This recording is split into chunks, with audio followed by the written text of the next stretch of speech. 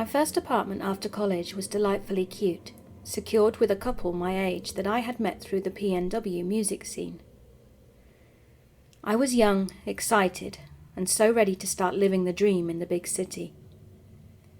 I started a job at a local elementary school, working as a teacher aide for 3rd and 4th graders. I really enjoyed the natural exuberance and curiosity of children and really gave my all to my students. I got to spend every day continuing to learn and play, and then went out to music shows and lived it up with my favourite people afterwards. How could life be any better? The neighbours on our floor were polite enough. They lived 15 feet down the closed hallway we shared. When we opened our door, there theirs was. They were a significantly older couple, so we didn't interact much. However, there were occasions where I'd interact with the man while he had their cute little dog. For a few moments, while coming home with groceries or heading out to a show here and there, we would chat. To this day I simultaneously regret and am relieved by the fact that we never exchanged names.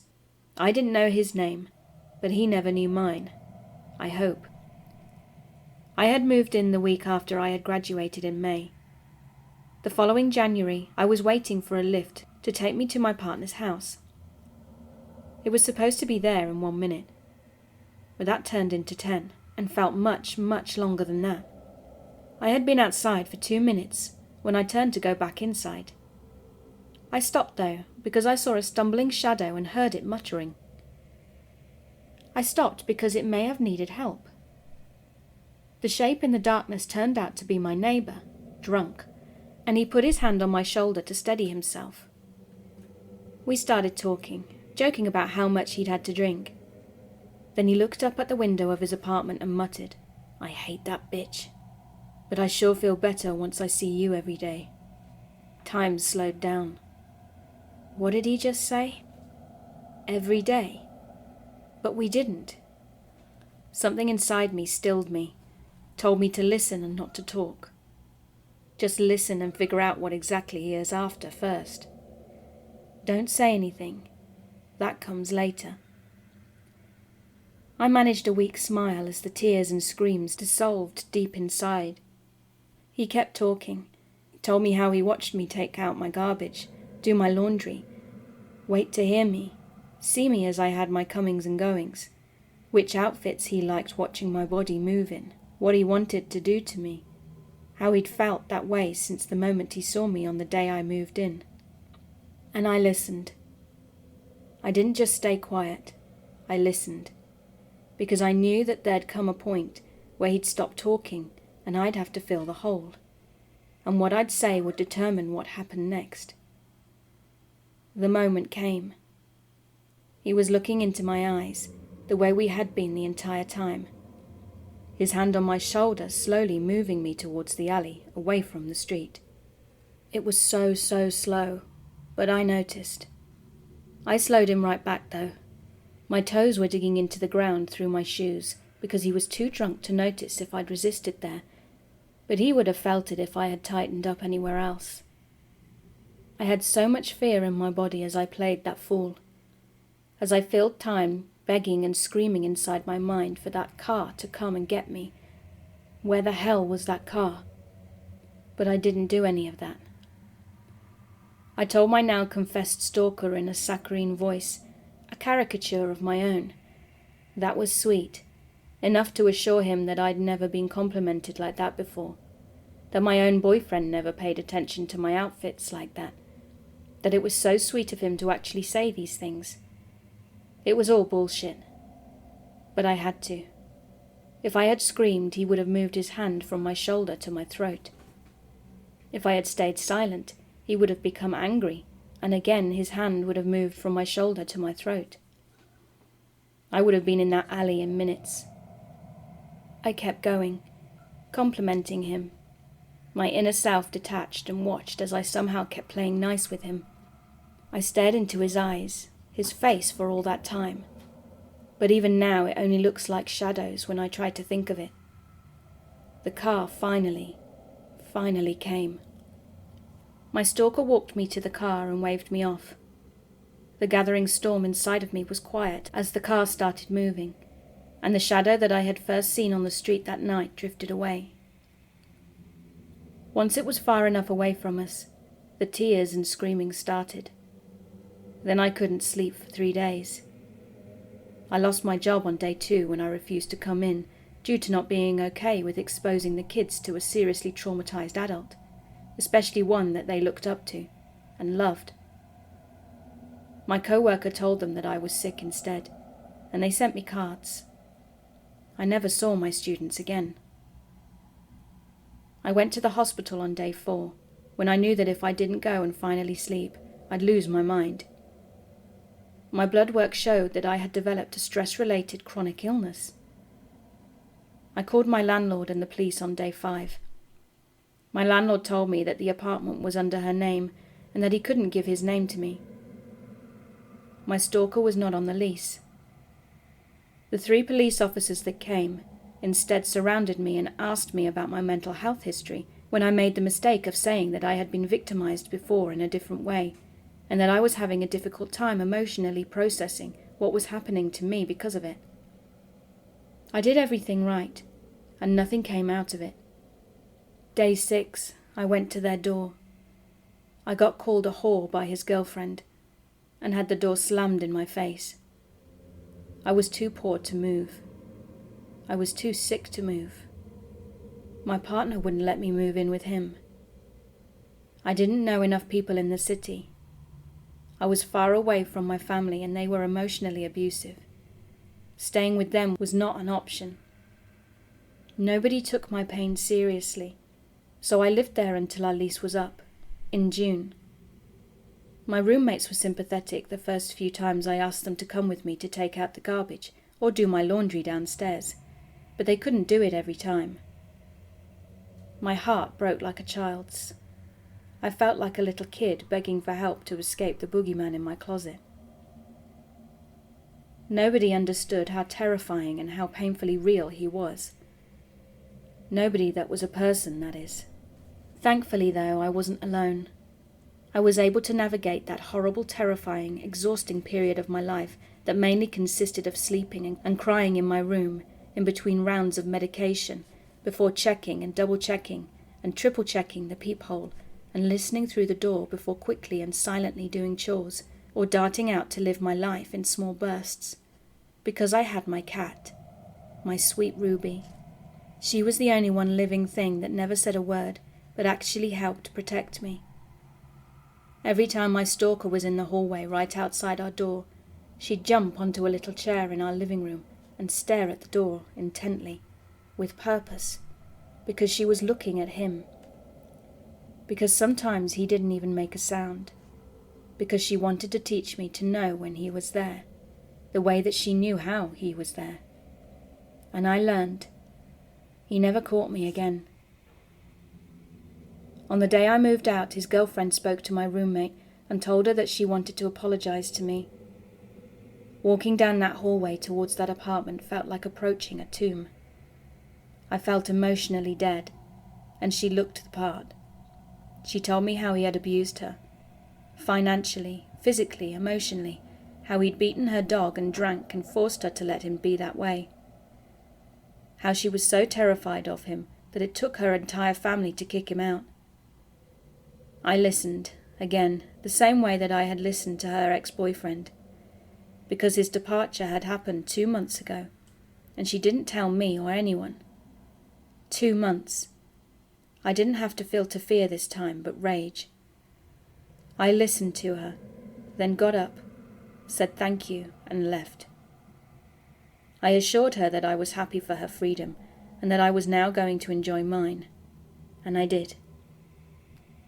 Ruby peacefully passed away about 2 years later, with her little face in my hands as I looked into her sweet, warm eyes one last time. My tiniest hero and greatest friend made sure that I was safe, as long as she lived with me, and I returned the favour. To Ruby, there are no words to adequately describe the voiceless, profound love that you channeled through your tiny body to me. The human lucky enough to have loved you for 2 beautiful, life-changing years together. Thank you for giving me the ultimate gift that will live with me always. My intuition.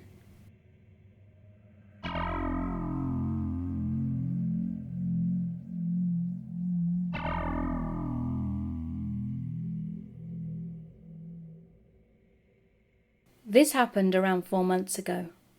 I debated over whether or not I should even post it, considering for a time I wasn't sure if I was just being paranoid, considering I watch a lot of true crime. Looking back now though, it creeps me out to think of what could have happened if I hadn't acted how I did. Yeah, sure, I could still be paranoid, but something in my gut says I'm not. So one day I arrive home to my back gate from a small path at the start of a creek, just off a main road.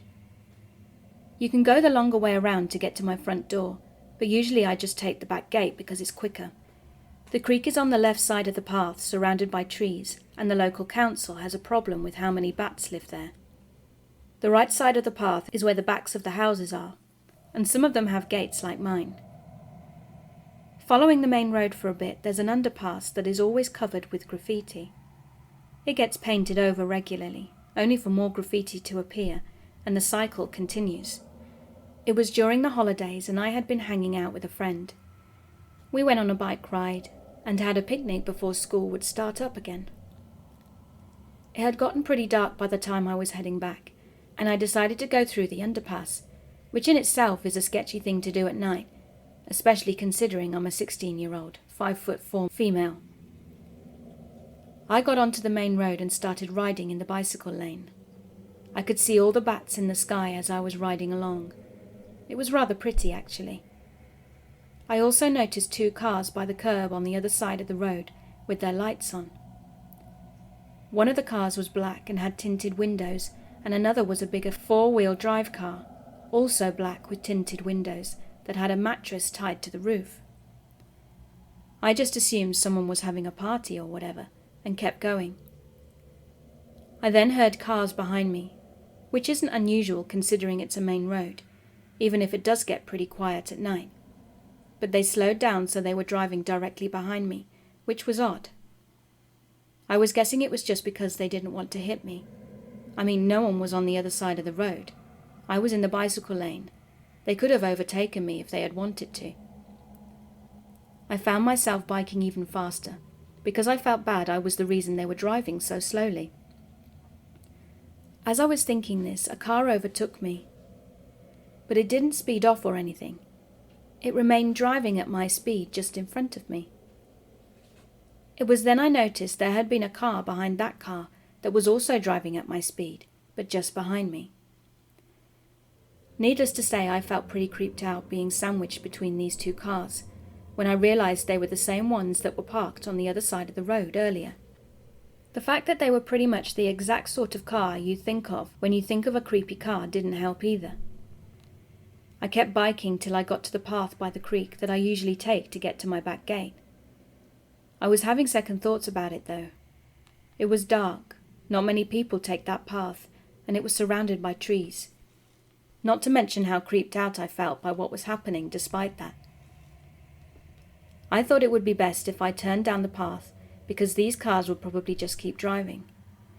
But the second I thought that, the 4-wheel drive in front of me indicated to go into the curb just in front of the path. Now there's no way that I was going down that path, considering there was no reason someone would pull up there. There wasn't an entrance to anyone's house nearby, or anything except the darkness of the creek.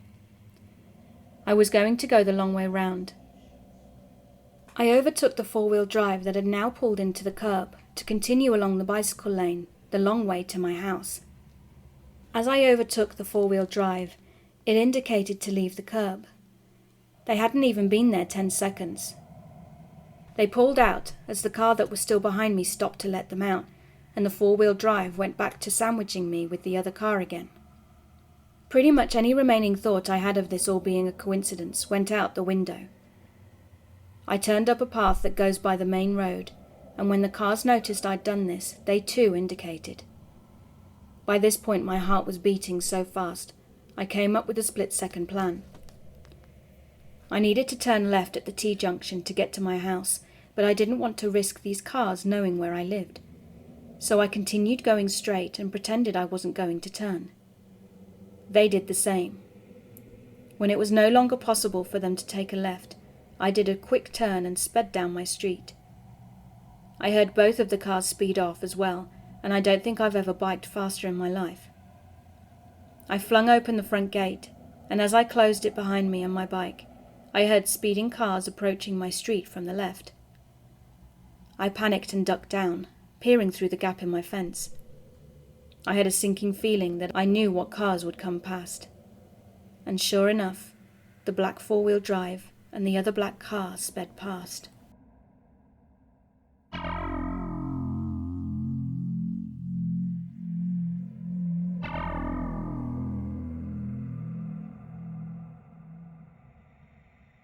Take it back to 2007-2008. I was 16 when this began, 18 or 19 when it finally went to court. Picture a Norman Rockwell-esque suburban family. Parents, 3 kids, a yard and a dog, in Blink and You'll Miss It, USA. One random day, a neighbour man has a mild dispute with his neighbour. As a totally warranted response, neighbour man, NM here on out, takes every hose he has and floods their yard. Solid decisions lead to solid consequences, so naturally he was fined for wasting water. My parent runs the water in small town USA, and because NM lived a block from us, he decided to drive over to the water district, shouting that he is an acquaintance of my parent. Second solid decision of many to come from NM. Absolutely no one takes kindly to name droppers, folks, so tuck that gem away under life facts. My parent comes in and tells him even if his kids did this, they would have the same repercussions. Gracefully glossing over the fact that other than maybe driving by one another, none of us actually have ever interacted with NM. NM repeats the name of the man working the front desk, as well as my parents' name, and claims, "It's now personal," and storms out. My family members and I began to see NM at random places constantly. The DMV, the grocery store, our respective jobs. Apparently when you're cuckoo for Cocoa Puffs and your parents pay for your house, you have all kinds of time to stalk. It went from random sightings while out and about, to phone calls, the cliché 90s type of call, breath, hang-ups, and "I can see you" variety. At this point, NM was more of an annoyance than scary. But as I have stated, when you underestimate crazy, you lose every time. NM began parking across from our house, staying from 6 p.m. to 4 a.m. Literally just sitting in his car, blasting music, staring at the house. Fool must have had the determination and bladder of a racehorse, because who the hell sits there for 10-ish hours? His music was trash too. Maybe he was a masochist, and into self-harm, seeing how long he could suffer through shitty music and a full bladder. I doubt anyone with a semi-rational concept of social interaction could fathom why. This went on from 3 to 4 times a week to a nightly occurrence. Imagine being a 16-year-old female that doesn't even feel comfortable to change in her room because of the prospect he might see through the blinds somehow.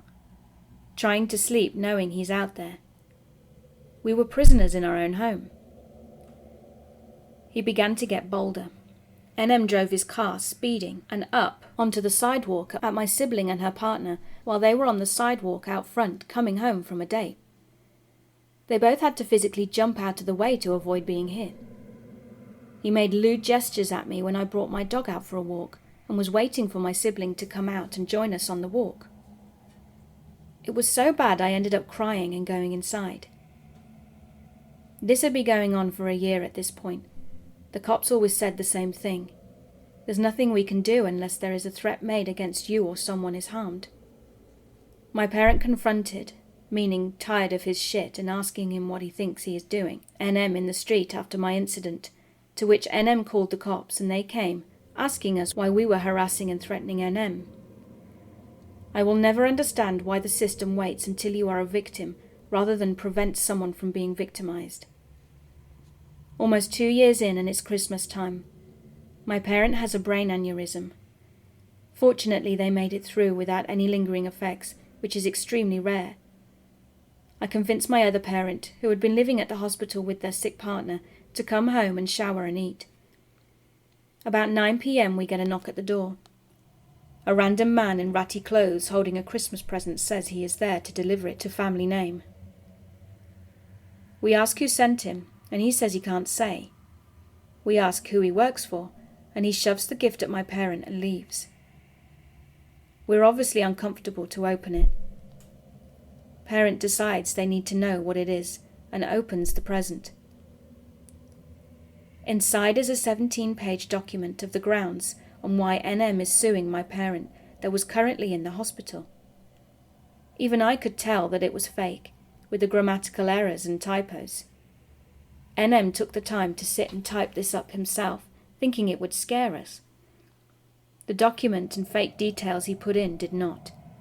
The fact this 40-something-year-old man was so fixated on our family that he sat and typed a 17-page fake document did scare us. Things progressed, and NM began pacing in front of his car and pretending to have phone calls where he talked about pushing my parent down the stairs or knowing where we kids went to school and worked and how easy it would be to access us at any time. At the time, I worked a closing shift that let me off at about 1 a.m. He would be parked next to my car and follow me home. One time I even tried to take random roads, and he still stayed right behind me. Pulling up to the house with NM parked across the street, think neighbourhood street with maybe 5 feet between a car parked on one side and one on the other, and having to get out and run to the door was a nightmare. We were all exhausted from not only the aneurysm scare, but also living looking over our shoulders. My parents' friend told her friend, who is a DA, about the situation. She called and came over and took our case on pro bono. Testifying was a wild ride. We had to put in official statements prior to being called to the stand. We were not allowed to be in the room when a family member was testifying, nor were we allowed to talk in the halls as we waited for our turn. Imagine reliving 2+ years of traumatic experiences, being cross-examined where you are made out to be a liar, and then not be able to have your family comfort or support you afterwards, was not ideal. There was enough to put him away for 1.5 years, as well as grant a felony restraining order. We moved while he was still incarcerated. My sister passed while he was in prison, and he immediately tried to sue her estate. She was 21 at her death when he was released. He claimed that her testimony from him running his car at her and her partner was false, and it was the only reason he was locked up, which is not the case, as there were harassment and stalking charges, and that the money people donated to GoFundMe for her accident, he was entitled to. So NM, let's never meet again. You made us prisoners in our home for years, clearly are still the same, and have not learned a thing from your time being locked up.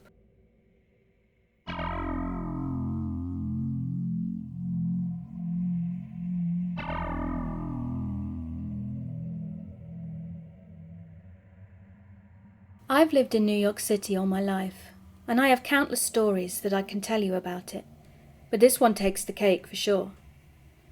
I live in one of the safest and most affluent neighborhoods in all of Brooklyn, near the Verrazano Bridge. My friends and I, being high school students at the time, would use fake IDs to get into this college bar in Manhattan most weekends. There is one train line that serves my neighborhood, and even then it's a decent walk to get to the nearest station. On this night, my friends and I left our neighborhood and boarded the train. Everything was totally fine on the way to the bar. It's one straight shot right there, and we had a pretty decent time. I left the bar at around 3 a.m, and my friends decided that they would all stay at one of my friends' grandparents' houses in the neighborhood next to mine, as to not get caught by their parents, which was served by a different train line. We boarded the train, headed toward my neighborhood, but my friends disembarked about 7 or 8 stations before I needed to get off, so that they could transfer to the other train line. As I said before, my neighborhood is very affluent, and most people do not use the subway and opt for cars instead. It's semi-suburban. Imagine a mix of New Jersey and a scene out of Saturday Night Fever. Therefore, I was the only person in my car. 2 stops after my friends left the train, a man wearing a stuffed black backpack entered the car and sat down in one of the corner seats next to an advertisement plastered on the wall. I paid little attention to him, but anyone boarding the train at 3 a.m. in my area would be kind of unnerving, especially because of his shabby appearance. Not homeless, but he definitely had not showered for a few days. My eyes stayed glued to my phone for about 5 minutes, until my attention was ripped away from AFK Arena due to the man removing a large permanent marker from his backpack. He began writing on the advertisement and smiling at me every so often, as if he wanted me to acknowledge whatever he was scribbling down. The man began by drawing a hanged man with several religious crosses surrounding him, and then began to write phrases on the advertisement. "The end is near. You will pay for your sins. The awakening is upon us," etc., etc. Normal things for a super religious person to say or write, even if it was unnerving that this was happening at 3 a.m. in an empty train car. I tried to shrug the situation off, because I did not want to freak myself out, as I tend to overthink things like this. However, the next time I looked up at the advertisement, he had written, "Make sure you check behind you on your way home," and gave me that unnerving smile once more. At this point, I freaked the hell out. I was still semi-drunk, and my anxiety disorder was not helping anything to the situation at hand. I got up and moved to the opposite end of the car. My station was next, so I thought that I was just dealing with some loony and that I'd be fine. As I exited the train, the man exited as well. Now I really felt like I was in danger. He was following me with a blank face. No smile, no making sure that I was paying attention to his actions, just blank. I began briskly walking through my silent neighborhood. There was no one out as it was 3 a.m. The man trailed behind me with his backpack my entire way home, and I made sure to double lock my doors once I got inside. I didn't tell my mum because I knew she would have had 10 times the panic attack that I did on that train. When I entered my room, I peered out the window. There the man was, staring blankly at my front door. He stood there for about 5 minutes before leaving, trailing off into the darkness. I have no idea what the man wanted from me, or why he followed me off the train. To this day I still make myself believe that he simply was deranged or had some sort of mental illness, and not that he had any sinister intentions.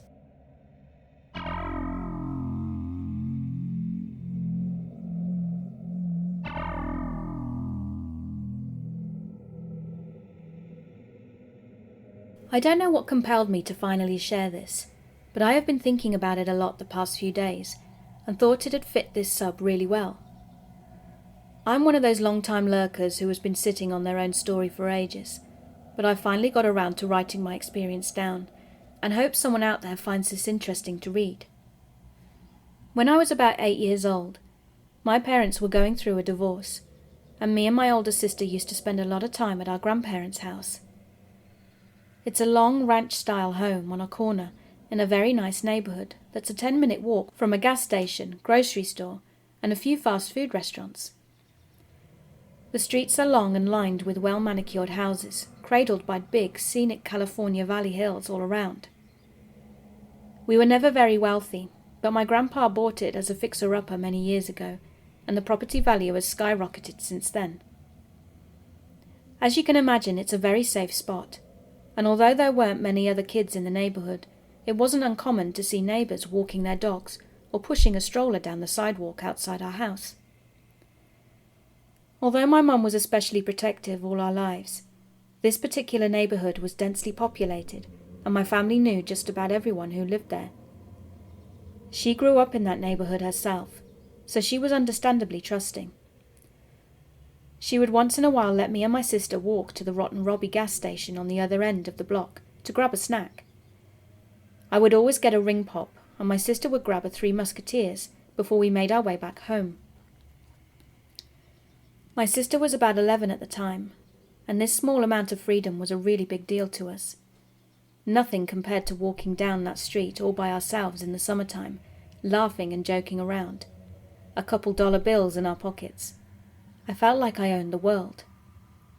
The one oddity I ever noticed around the neighbourhood was a small camper parked on the side of the road, opposite to the gas station, right along the backside of the fence of another house. It sat there in the shade like a permanent fixture, all the windows constantly covered by opaque beige curtains. I can't explain why, but it always gave me this deep sense of foreboding when I'd pass it. I was almost positive someone was living inside it, because at times I'd hear the air conditioning running as it sat stagnant in the same spot. The hairs on my neck would always stand on end as I passed it, particularly as I passed the camper door, and I'd always keep an eye on it for the fear that one day it'd swing open just as I went past it. I think what bothered me the most was the drawing taped to the door from the inside. It was extremely messy, a sketch of odd lines in a brown-coloured pencil that was frustratingly indiscernible.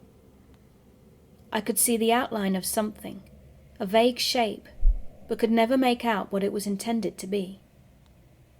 I never had the nerves to stop and stare long enough to really investigate, but each time I walked by, I'd steal a glance. A year prior to the incident I'm about to describe, I was walking with my mum past the camper in the shade. We had just gone to the park nearby, and unfortunately had to pass the camper before we could cross the street and continue walking.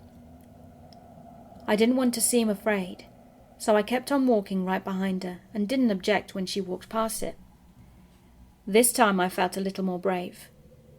I was frustrated not being able to decipher the drawing for so long, and while my mum was feet away, I stopped in front of the camper door and took a moment to really look at the drawing.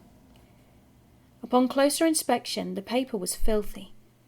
I remember doing a project in elementary school where we soaked printer paper in black coffee to make it look aged, and that's what it reminded me of.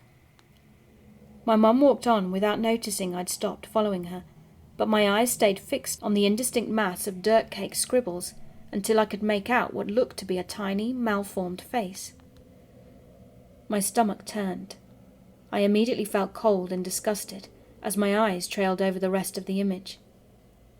I didn't know what kind of creature it was at the time, but now I can look back and say the drawing was a badly deformed fetus inside a mass of large, perfect circles, like those made by a circular ring ruler.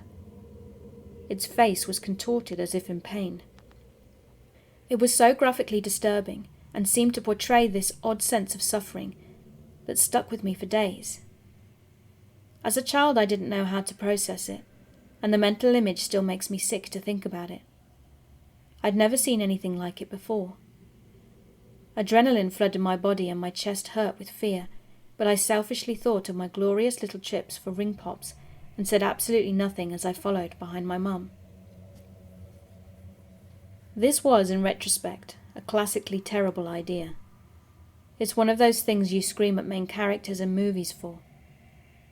Ever since my ill feelings towards the camper had been elevated by the drawing on the door, I thought about it every time we drove by, and about a month later my mum once again graced us with several bucks and permission to walk down to the Rotten Robbie and grab our respective snacks. I thought about telling my sister about what I'd seen on the way there, but she was older and braver, and I was terrified she'd make me cross the street with her to check it out. It was a bright, sunny day, and I told myself with false certainty that nothing was going to happen. If I didn't acknowledge it, maybe it'd go away. We walked past the camper and it was thankfully uneventful. On the walk back I was feeling more comfortable and was focused on fighting open my candy wrapper while my sister walked alongside me. We passed the camper a second time, but I didn't give it half as much thought as the first time.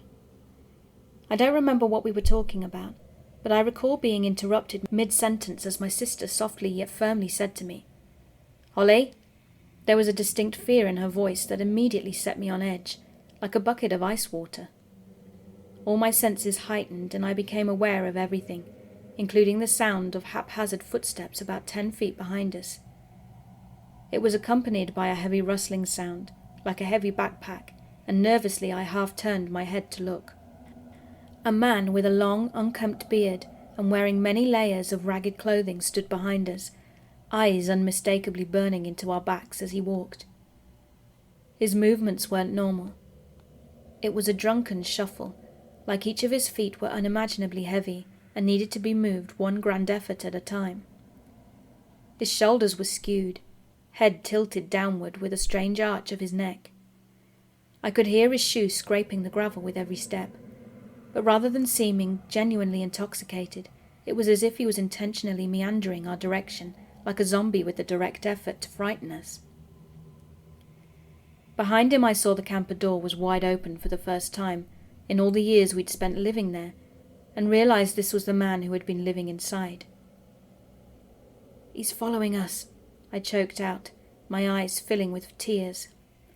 My mind was spinning as I stared straight ahead again, the wide street and sidewalks abnormally empty all around. My sister grabbed my hand. She squeezed it hard enough to hurt without looking my way, speaking carefully under her breath. "On the count of 3, we race home," she told me in a very serious tone of voice.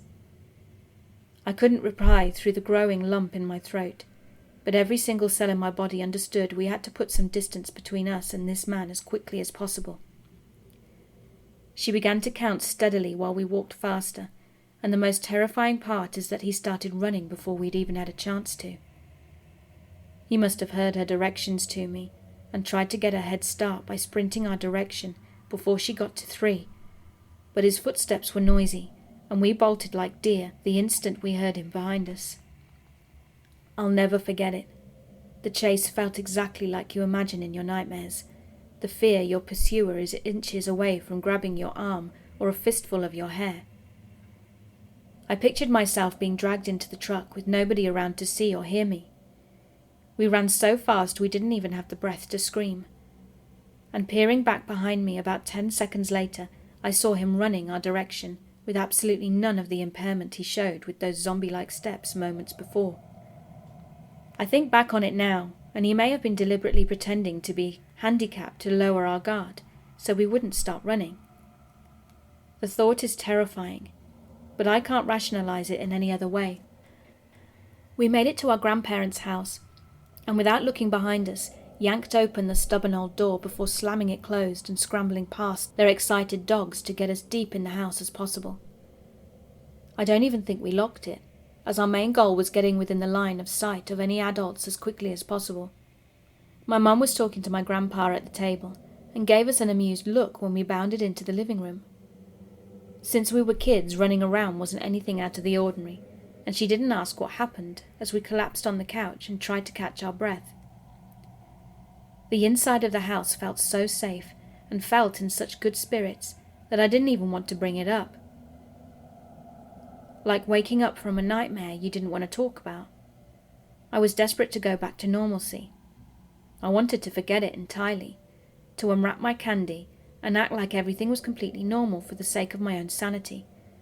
And that's exactly what I did. I asked my sister a few years back if she remembered this incident. I'm 25 and she's 28 now. And her response was strange. She remembered immediately without the need for me to provide details, but she quickly waved it off and insisted he had to have been a bored homeless man looking to spook some kids walking home, with no real intent to harm anyone. I don't know. I'd like to believe it's some innocent misunderstanding, but like they always say about gut feelings, they're rarely wrong. I feel in my soul that he wanted to hurt me and my sister that day. I never told her or anyone else about the strange drawing on the door, and I'm not sure if my sister saw the open door and connected him to the camper or not. It's one of my biggest regrets, as I would hate for any other children to have been less fortunate after innocently walking past the camper in the shade. I believe he may have chosen the spot between the park and gas station deliberately, due to the number of children walking around the area. I never saw the camper again a day or so after this. I'm not proud of how I handled this, and would encourage anyone who finds themselves in a similar situation to contact authorities immediately for the safety of others around. I don't know if maybe this whole story comes off as melodramatic, but it was very real and very frightening in a way I can't forget.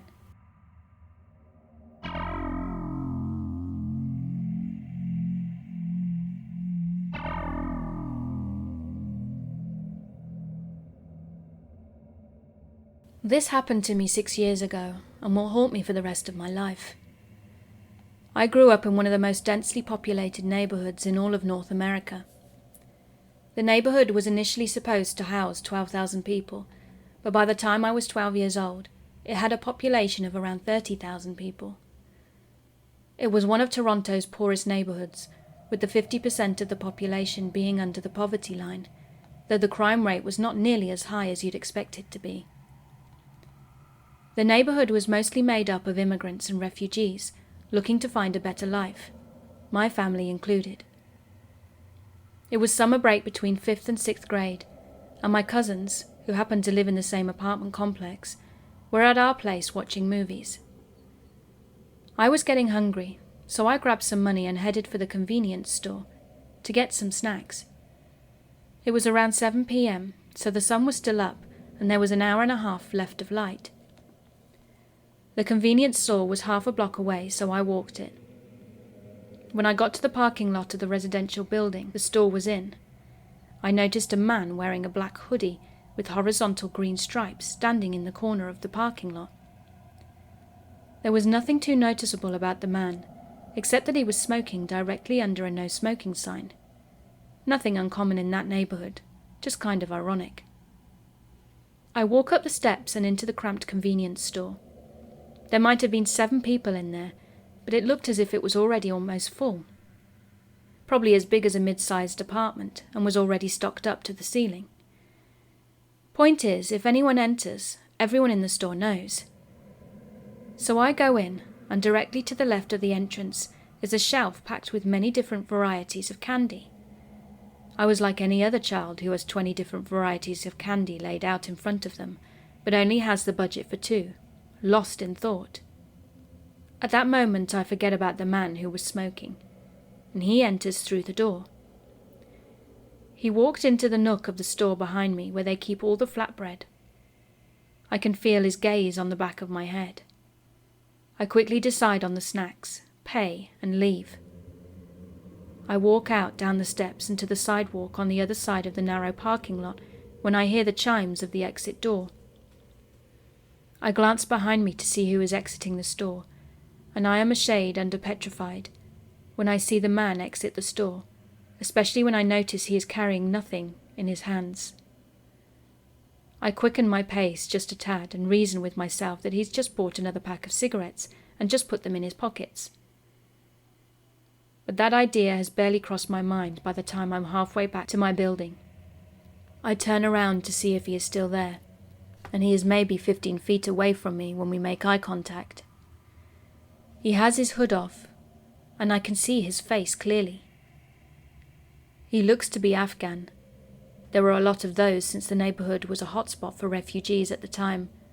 Afghanistan was doing really badly. He has scars covering his face and is balding on top. He couldn't have been too tall because he wasn't much taller than 6th grade me, so like 5'4" or 5'6". I spun back round and started to speed up, and I heard footsteps behind me quicken. By the time we got to the D-shaped driveway to my building where we were speed walking, remember it's broad daylight and there are plenty of people around, and a man chasing a kid around is weird to anybody. As soon as we hit the split in the sidewalk which separates the driveway and the straight path, I start sprinting at full speed to my building. Luckily there was someone buzzing in at that exact moment, and I slipped in the door behind him. I quickly whirl around and pull the pneumatic glass door shut, and when I look up I see the man, seconds too late, on the other side of the glass. The look on his face still scares me. He stared at me with an expression of anger I had never seen before, nor have I seen since. I run to the elevators and push the button. He starts rattling the door. The expression on his face was still sinister. When the elevator comes, he understands that he won't catch me, and he leaves the way we came.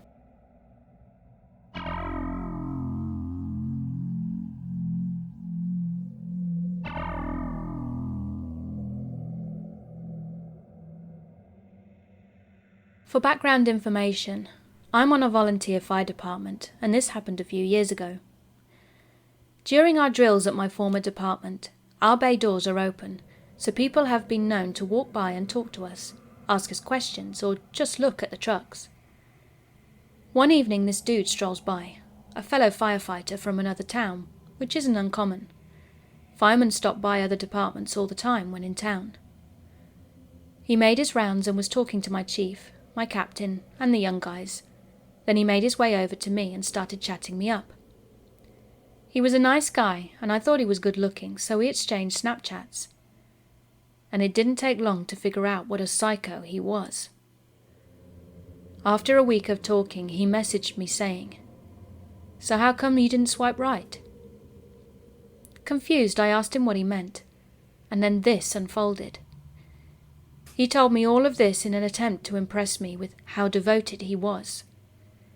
He found me on a dating app and used my picture from the dating app to find my Facebook, since in my one photo I'm wearing a uniform that had my last name. That was definitely my bad. He then used my profile picture to find out what fire department I was in by looking closely at the fire truck in the background. He told me he walked by my department almost every day to see when we drilled and to spot me. As he is telling me this, I'm confused as hell. And he says, "I'm having a pretty rough day. Can I come over?" Cue to him telling me he's on his way. He used my Snapchat location to find my work and house. My location on everything is now off. When he came to my house, he brought a love letter and gifts. He said he was sorry and confused, and that just really wanted things to work out. I told him that he needed to leave and never speak to me again, to which he obliged by leaving and saying, "If that makes you happy." He made maybe 3 or 4 new Snapchat and Facebook profiles in an attempt to add me back. And at one point he got clever and made a Snapchat username Chris Smith 1990, which made me think, hey, it's my friend Chris Smith. But lo and behold, it was not him. Once I realized it wasn't my friend, but instead the psycho, he asked what he could do to make it up. I texted him to get lost and go set yourself on fire. I then got a video of him walking into the woods, and then he set himself on fire. He flicked a lighter over his hand, and I thought, yeah, right, okay. And then his entire hand and arm lit up, followed by screaming. Then it cut out. I started to freak out, thinking, and immediately got a photo of the hairs of his knuckles burnt off and his burnt shirt. Ultimately he was okay, as he'd coated his arm in something flammable, but something that wouldn't actually damage him. I blocked him again. I only saw him again one time after that. He came to my house again, but this time I had a gun in my hand. I told him to leave me alone, or I'll get the cops involved. And to be fair, it wasn't loaded, and I didn't even know how to use it. I was just planning on swinging the thing if it got really bad. So crazy stalker who set himself ablaze, let's not meet.